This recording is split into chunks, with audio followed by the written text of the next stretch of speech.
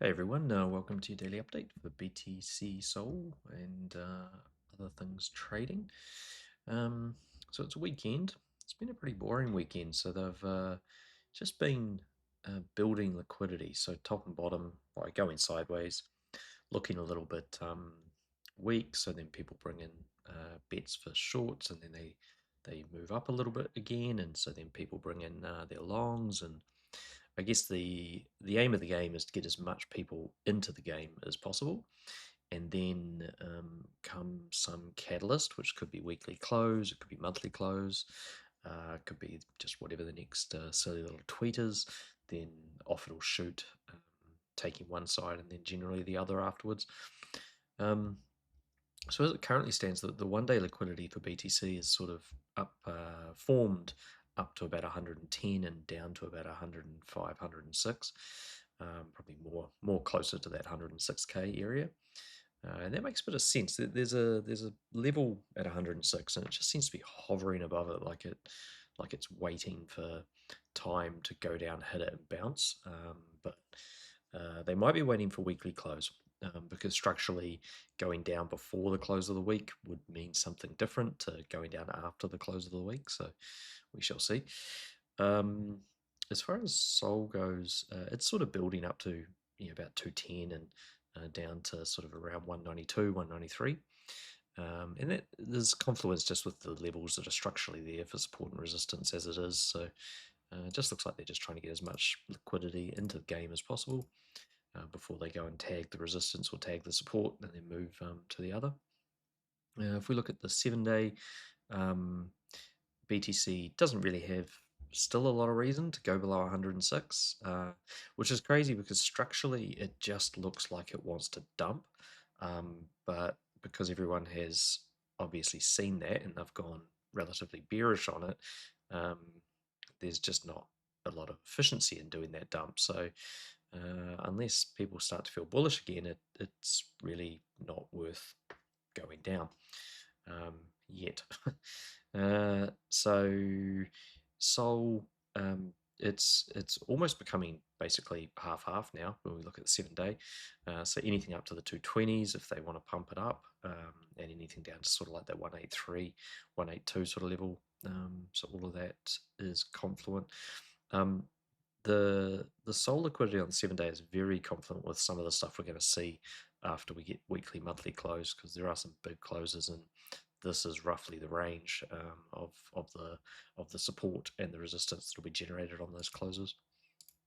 So if we look at the 30-day, 30-day is still very bullish on SOL, which means if market is bullish, more likely to go down, and it has quite that clear stop at about 220 if they were to sweep to the upside, and down to sort of like that 176 area if they were to go down lower.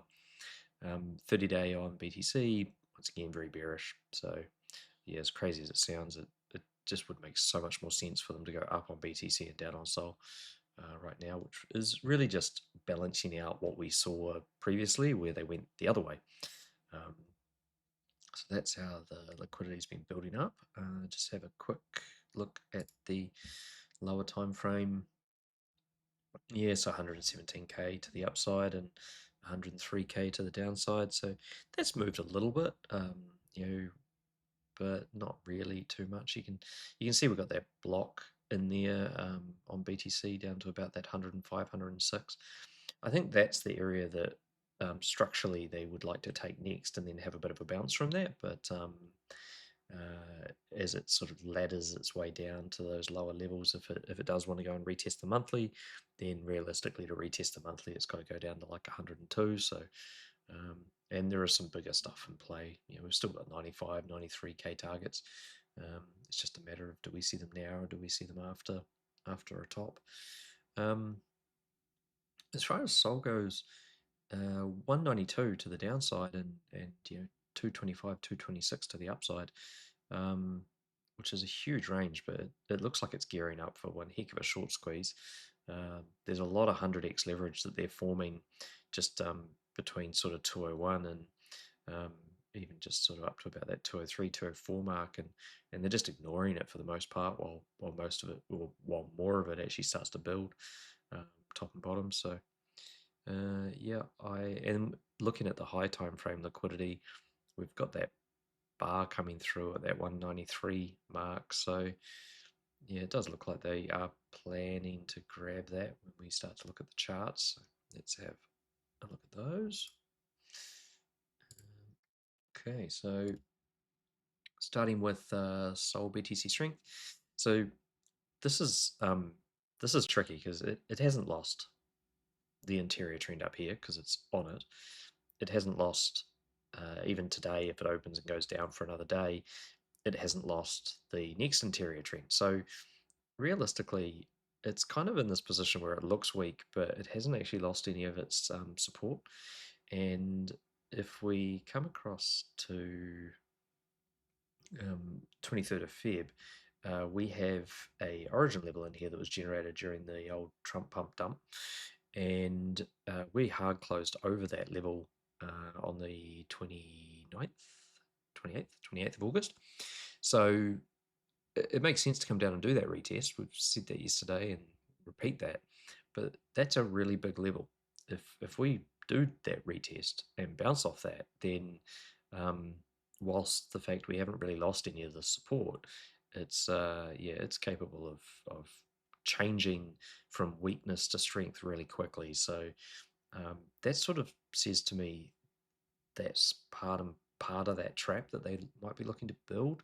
So just bring in as many shorts as possible, show some weakness, come down, test a slightly lower level, and then hit this 17933 level on Sol BTC, and then flip the strength real fast. So because the one issue with the Sol liquidity is that if you want to try and grab that liquidity that's up at $226, the problem is you've got to trap it really quickly so that it doesn't close, and then you can grind up to it. But you've got to have an initial move that's fast to make sure it's trapped and it's underwater, and then people are less likely to sell when they're underwater. They to a point where they end up capitulating. But so that's where we're at with that.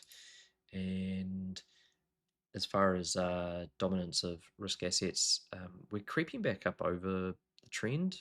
Um, so it looks like we might close a daily over that.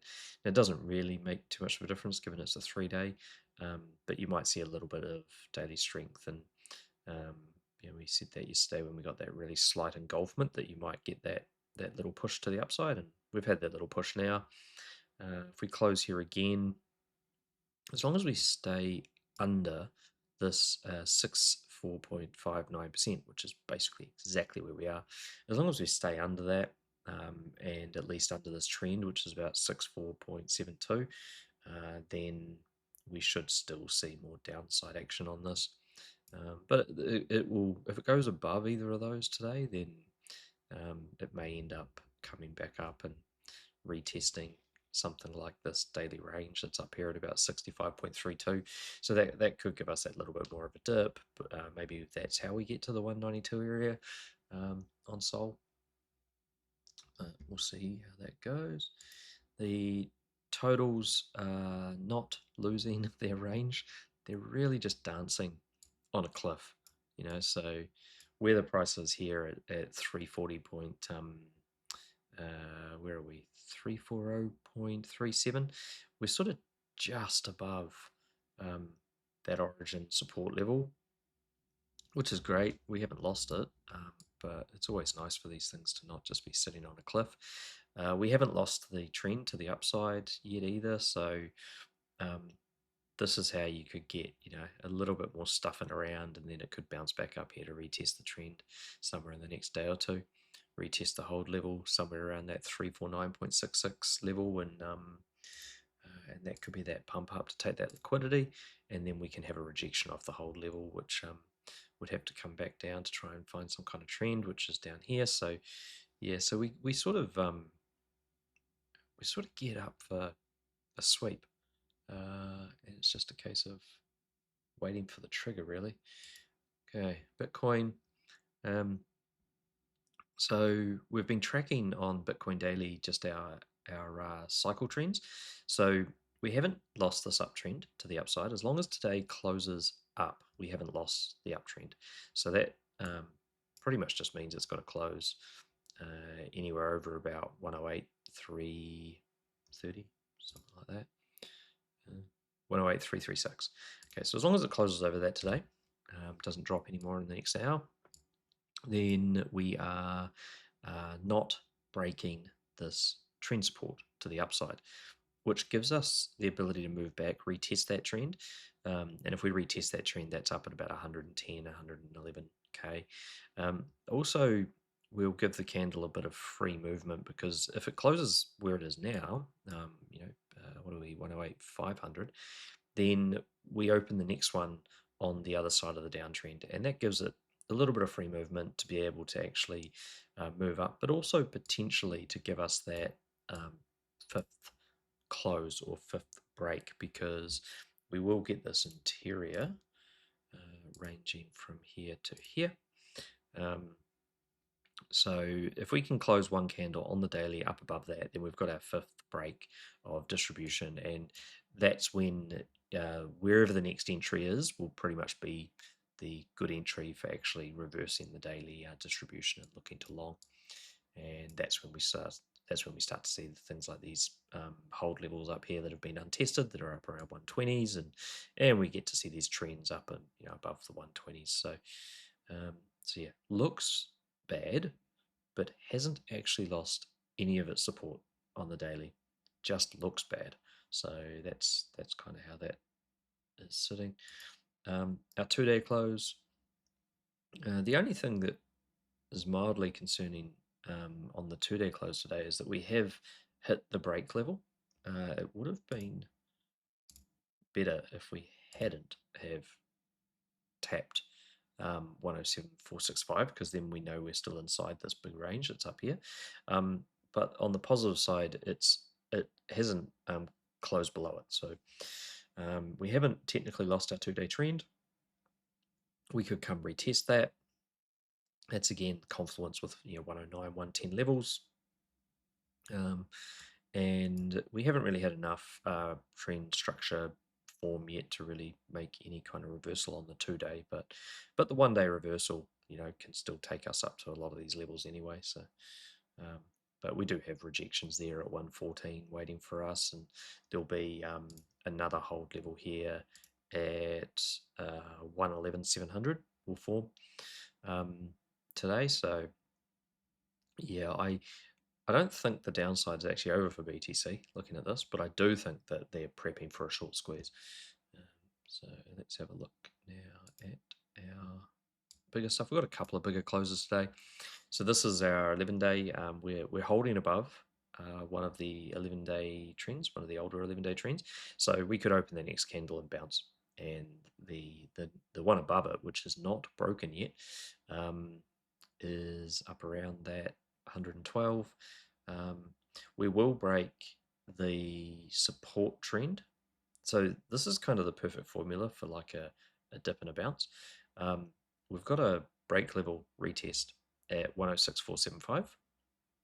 So that's quite confluent with that lower liquidity that they've been forming over the weekend. And we are above trend. We are actually not broken the one above that, and we are losing one of the downtrends today. One of the support trends today. So if we lose the support trend, dip down, hit the break level to do the break level retest, we can then actually go all the way back up to retest the backside of the support trend, and that's 117. So if we just flip back really quickly and look at that low time frame liquidity range, what do we have? We have this block to the downside, which is about 105, 106 into that area. And then right up here at the top side, we have 117. So it seems like they're building trend and horizontal structure just to take everything that you see there, which is bullish ultimately, especially if they go down first, because then they're going to go up. Okay, let's have a look at our 22-day, and this is one of the ones that's just hovering. So we have this break level retest at 107.069, and it's just hovering, and it hasn't lost its uptrend because the corner's on there, and we have a retest of that trend would actually be quite high. We've got an origin level that's coming through here on a different time frame at about 120. There's lots of stuff at 120 to reject the price in the future, by the way, but we may close this candle here and then bounce off or sweep these levels and then go straight back up to those sort of 120 levels even. Longer term play, been a 22-day, but it's yeah. And if we do sweep this break level, our next trend down here is around that 102, so that sort of lines up with that monthly sort of structure. So yeah, the bigger we go on these time frames, the more it looks like our range is probably going to be about 95 to 126. So, and that's things like this. Okay, so we closed this yesterday, and I think that was, yeah, we closed this here. So we haven't retested that topside trend since the close, and we haven't retested this trend since the close. So we're in the middle. So this looks like it's probably going to be the bigger range that plays out in the scheme of things, which is sort of like around a 95 up to about 125 or 126. So yeah, it's really got to go one way or the other first, which is why just be careful with your high leverage entries, because it only takes one stupid little media tweet to send everything one way or the other. And on this really high time frame stuff, we are quite literally in the middle, and that's just a bit more confluence with that. So don't worry too much about that. And this is something that makes me a little bit bearish because it might mean we go up first. So this is one of the ones we closed the other day. We've now come back and we've hit the support trend. Now, if we want to go down first, we've got to dive the support trend. We've got to break daily levels because we have daily hold levels down here at 102, and then we've got to break trends at 100, and we've got to do all that to get to 95. So it is actually, and we have seen this stuff before when we had that massive pub Trump dump thing, and I mentioned it yesterday. So we have seen just where was it? Was it monthly? No, it was weekly. Yeah, so we've seen these kind of things before, and this is a candle that basically goes from 94. Where did it open? It opened at like 96, and it went to 78, and then it went back up again, and it did it after 6 days. So if you look at what they do sometimes, and this is what creates capitulation, if we look at that on a daily, what you find is that they send the price 1, 2, 3, 4, 5. So 5 days down, and then this huge wick, and then up really quickly, like so. But everyone, of course, either gets stopped out or they think it's never going to go back, so they close their positions, they give up, they sell their Bitcoin, they do all that kind of stuff down here. So we've got that same sort of thing going on right now. And so although we've got all these support levels, it really wouldn't surprise me if they just dive the lot of it and come back up. But if they're going to do it, they're probably not going to do it the day before weekly and monthly close, just simply because the day before weekly and monthly close, they can't stay down there that long. They'd end up having to come back up, or they'd really affect structure. If they do that, then you might as well put your hand up and say bear market, because they will be breaking some really high time frame structure if they close down there. But it doesn't mean they can't do it after we close the month and the week, and then it gives them the same sort of time that they had over here to get everyone capitulated, liquidate as many people as possible, and then just come back up. So, or within the time of the week, it would typically be if they do it based on the weekly. So, yeah, keeping a bit of a close eye on that, and certainly not having really high risk in any positions right now. Let's have a look at SOL. Okay, SOL is, so yesterday I said if this doesn't engulf, then what we are seeing is kind of fake bearishness, and that's exactly what we are seeing. So they sold the price back up again so that it didn't lose any of the important trends. It didn't create resistance, and then they went down anyway. So yeah, and now we're coming back up again with a pretty decent wick on the bottom of the candle. So any kind of little trends and things that are going on today, they'll all be moving to being support trends because the wick on the size of the movement in the previous day. So this is really fake bearishness, and that kind of fits in with the whole thing where they had these range retests and everything up around here in the 220s. We don't have a lot of high time frame resistance left on SOL. Like there's 226. There is a level which is a I don't have that on my screen right now, but I think it's a 2-day level up around 226. So they've sort of been fake, really, fake bearishness. Now, if Bitcoin does take that epic dive at the start of next month, then SOL will too, and it will most likely come down and retest some of those levels. I don't know if it gets to 175, but I mean, it could if the weakness is there at the same time that you get the dump in BTC. But it's just as likely that all of this is one really big trap. They've been inducing, when we look at the liquidity again, they've just been inducing all this liquidity all the way up to 225, 226. And when we look at how they're not creating the resistance, how they've got long wicks on the bottom of the candles, they're creating support trends on various different levels. They're basically doing everything possible to be able to shoot back up really quickly, and that would trap a lot of that liquidity and then actually be able to liquidate the positions, etc., or get them to capitulate. So it's all just looking very fake bearish right now. That's sort of my view on that one.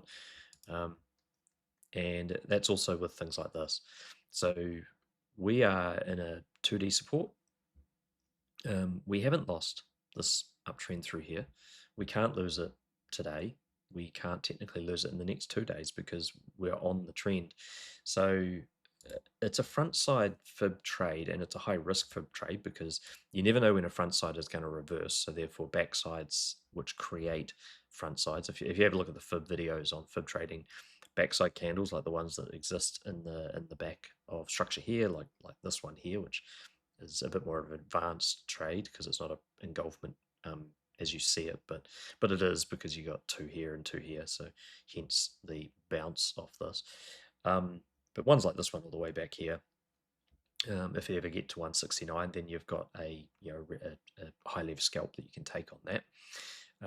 But this is a front side move, and it should go back up to 218. It's just a case of, does it sweep down first and then travel back up? Front side moves are the riskiest ones to take because sometimes they go really, really deep.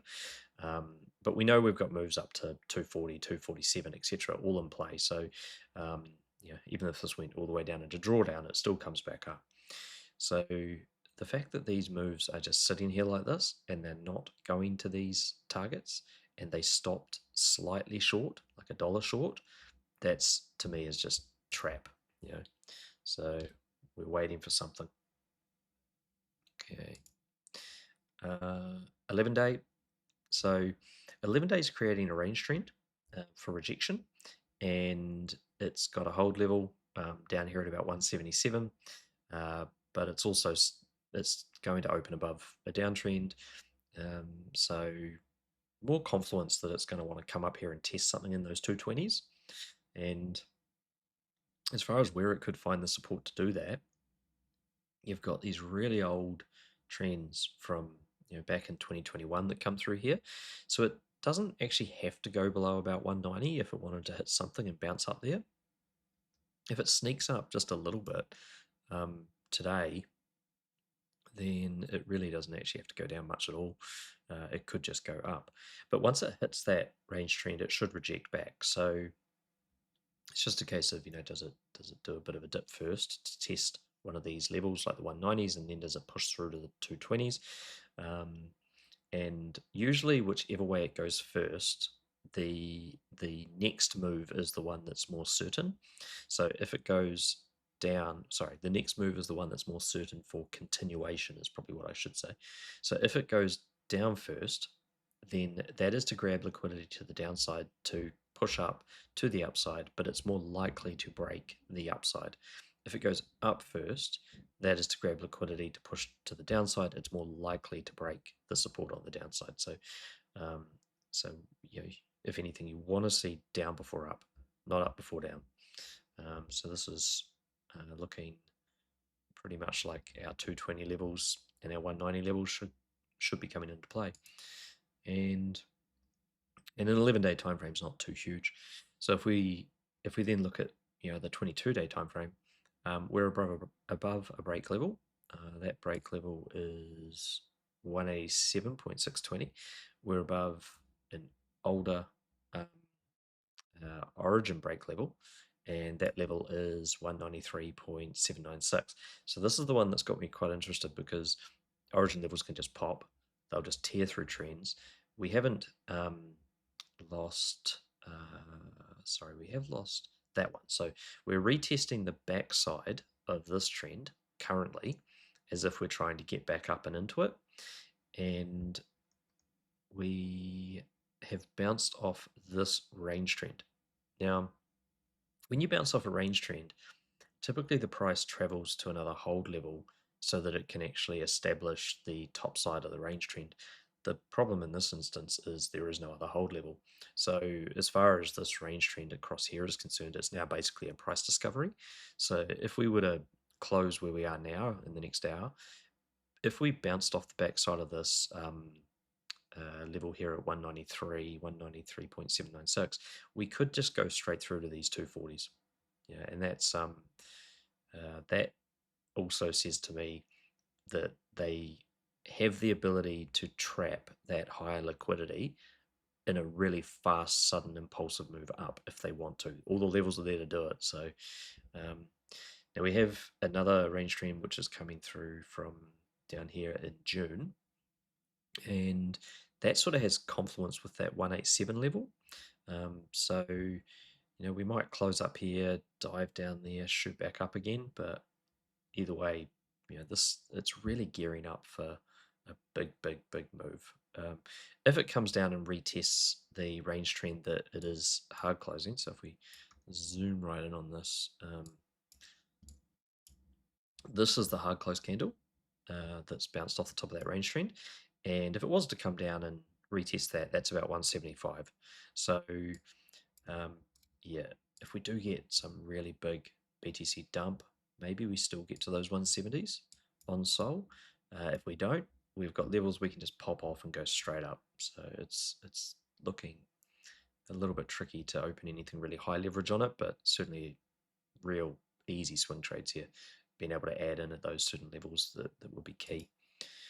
And this one closed the other day. This is the 48-day time frame that closed the other day.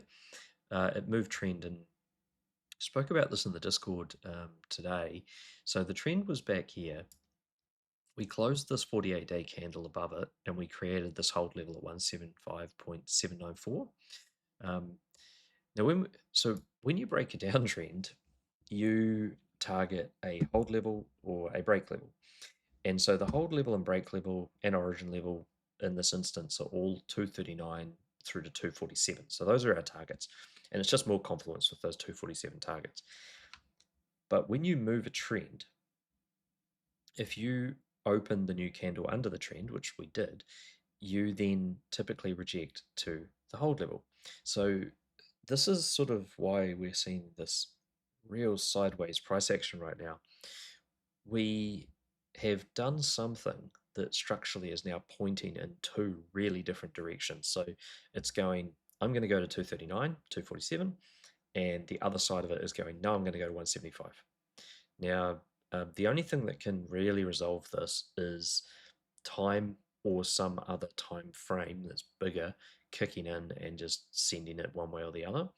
And our close tomorrow is quite a big one. So we have things like 4-month close tomorrow, 2 month, so 1 month, 4 month, 2 month, I think will close tomorrow.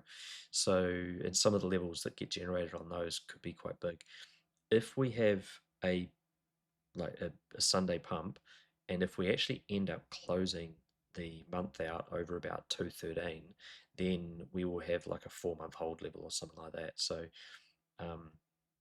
and that is I don't think anyone would see that coming. Like that would be September would just pump up to like 260 or something. So but we'll cover that off tomorrow. I don't think I charted it.